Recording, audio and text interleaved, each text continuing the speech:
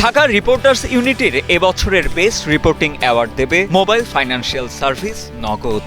সকালে ঢাকা রিপোর্টার্স ইউনিটির শফিকুল কবির মিলনায়তনে এক সংবাদ সম্মেলনে যৌথভাবে এই আয়োজনের ঘোষণা দিয়েছে নগদ ও Dhaka reporters unity. Print, online এবং টেলিভিশন রেডিও এই দুই বিভাগে 25টি ক্যাটাগরিতে বিষয়ভিত্তিক প্রতিবেদনের জন্য পুরস্কার দেওয়ার পাশাপাশি সব মিডিয়ার জন্য উন্মুক্ত করে আরও 2টি বিশেষ পুরস্কার সহ মোট 27টি রিপোর্টের জন্য পুরস্কার দেয়া হবে।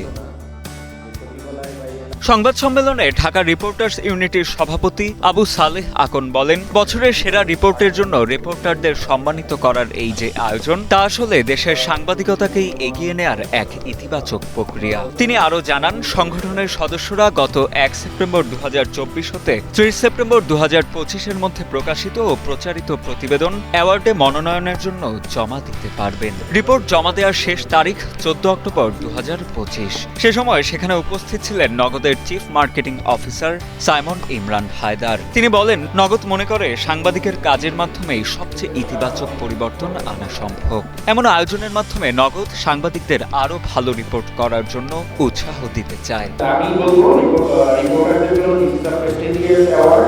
এই অ্যাওয়ার্ডের সাথে নগদ থাকতে পেরে নগদ নিজে নগদ এটাতে থাকতে পেরে খুশি আছে এবং ভবিষ্যতে থাকবে। এবং আমি মনে করি এই অ্যাওয়ার্ডটা অলরেডি একটা গ্রহণযোগ্যতায় চলে এসছে।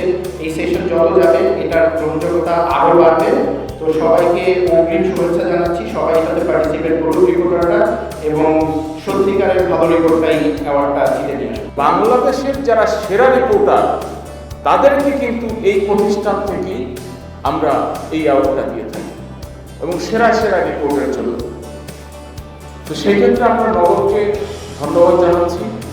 নগদ অতীতেও আমাদের পাশে ছিল, বর্তমানেও আছে এবং ভবিষ্যতেও থাকবে, এটাই আমাদের আশা।